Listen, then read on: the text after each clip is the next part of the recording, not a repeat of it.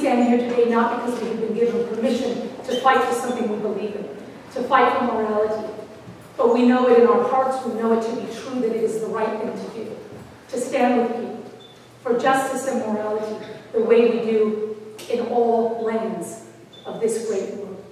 My hopes and aspirations were further delayed when I aged out of the first DACA order in 2012. I met all the other requirements, but I was too old to apply.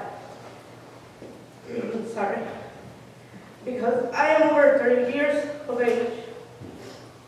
Even though I have been in this country for 26 years.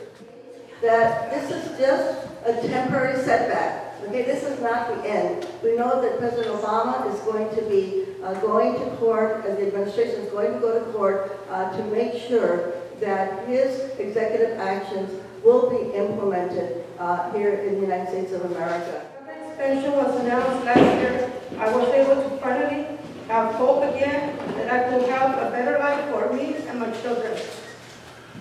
Knowing that I will be able to work in the medical field has motivated me to go back to college so I can be an example for my children. The moment is now.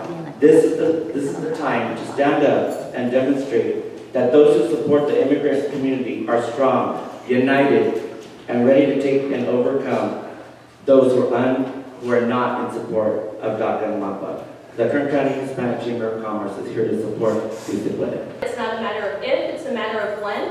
And the best way that our community can fight back, that outstanding leaders like Juana, who shared her story with us this morning, can fight back, is to continue to prepare. We will lift ourselves up, we will wipe the dust off, we'll keep our eyes fixed on our final goal, and we'll keep marching to the chant and the creed that sums up the spirit of our movement. Si se puede.